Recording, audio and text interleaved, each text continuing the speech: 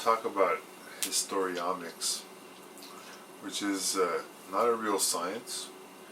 It's I call it a fictional pseudoscience.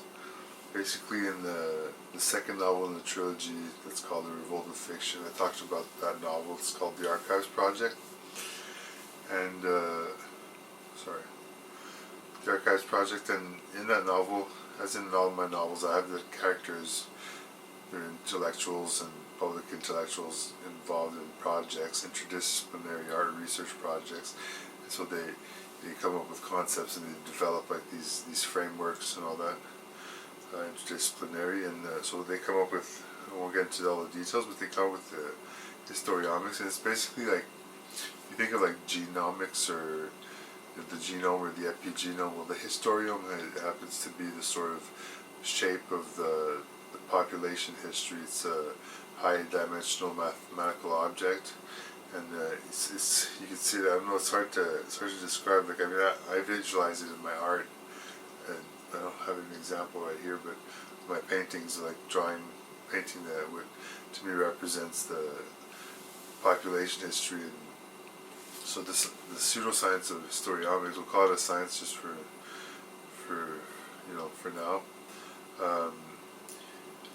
It has a lot of different concepts that there are, like, you'll see the Historio term pops up again. Like, for instance, you have like a Historiome, which is like the genome, but so it's like a biomedical model, like there's a Historiopathy, which is a historical pathology, and that's the basis of the whole thing, really. That's where it becomes like, it starts to say something about actual history, because that's what it is. It's like, if you have history, and to me, historiography is the study of history over time. So it's like the first derivative, and the second derivative would be historiomics, which is like historiography with respect to time. So historiography is the study of, like we'll say, history is the study of history. It's the writing, the records of the events of history, of first witness testimony or whatever. And then historiography is the study of the writing of history, and then historiomics is the study of the writing of history as it changes over time. And historiopathies come up like an example could be like a war, depending on what the causes are. Like it's a pathology. It's like it's seen like as an illness, and but there's also like this came up in the first novel in the series, which was called The History Project. In that project, you had also the same public intellectuals who were, one of them, Dr. Kopakin, came up with Historiotopes, which is historical therapy. And my theory back then, this was like over 20 years ago, was that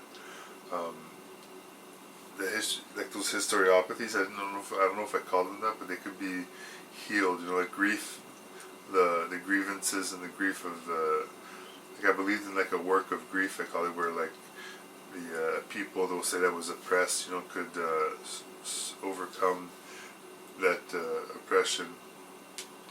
And I saw like sort of like this development of like history. Like, it's not really linear, my theory of history, but like you could develop, like, not develop, it's not the right word, like you could heal, basically. You could heal these historiopathies.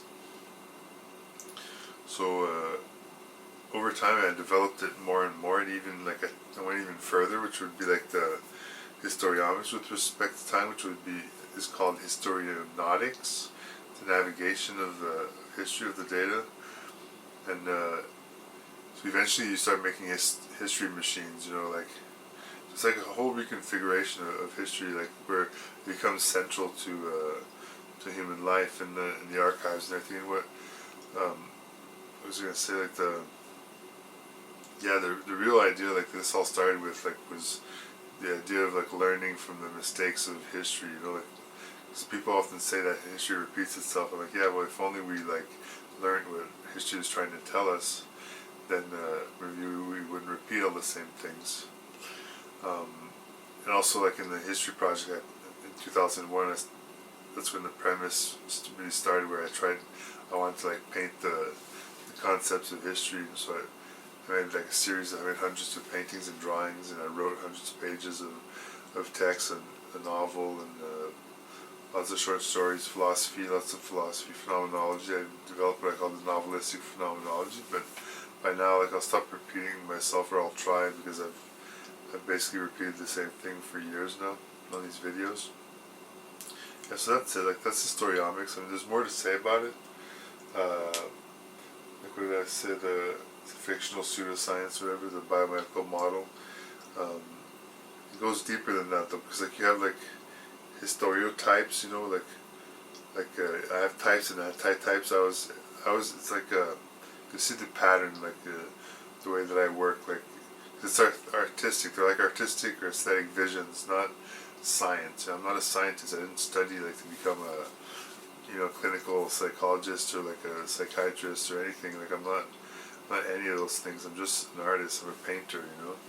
I'm a sound designer, and I'm allowed to speak about history, but I have to sort of give a warning to people that like not to take these ideas and run with it, you know, because like one of the worst things I think that you can do is like to have a partial understanding of something and run with it and start telling everybody about it, and you didn't really like fully understand it, because it's taken me like 30 years to understand, you know, very simple things.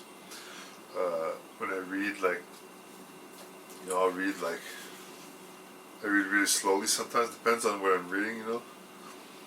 And like the history and the historiography that I studied, it was mainly art history and art historiography. Like I studied it like with a fine tooth comb. I passed over it when I studied Cubism and Surrealism and different art movements across history. When I started reconstructing like the timeline, that's when I started to see these shapes. And I imagine like a logic, a mixture of like semiotics, logic, art history, philosophy of art.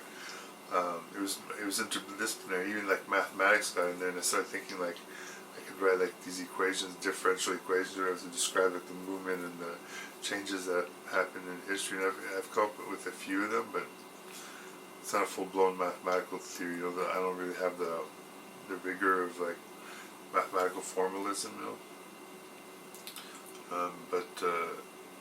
Yeah. So also I wanted to finish with this. Like this didn't go the way I wanted there, but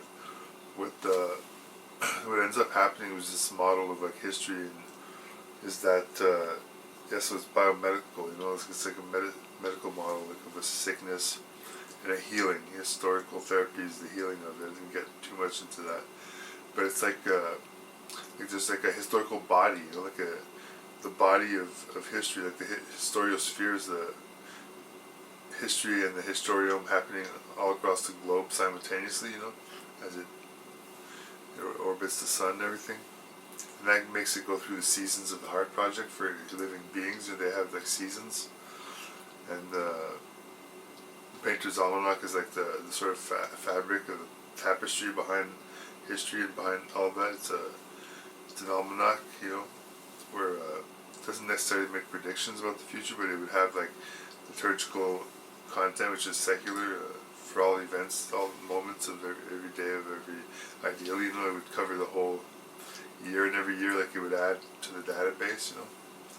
But like the historical body, like it's like almost like a physiological, like a physical body has physiology, you know, and it comes back from like Émile Zola, who wrote about the experimental novel, you know, and that really influenced me. But I think that like artists like William Burroughs took the experimental novel even further, and I was trying to take it even further, but I don't know if I succeeded. And the reason I mentioned Zola is because he studied Claude Bernard's experiment. What's it called? Like, think about the experimental medicine or whatever.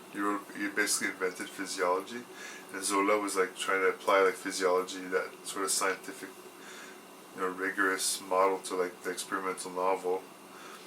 And I always thought like it wasn't that experimental, you know, like that's another point. I'll end it there. It's like Historiomics, like in the novels, and that's where it comes from. It comes from the novels that I wrote.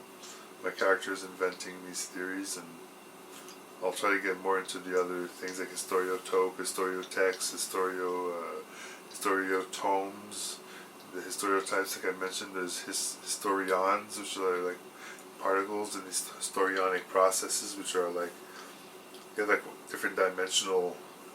It tries to be like a mathematical theory of history, but I think others have tried that before me, and it never really like stuck, So thank you for listening.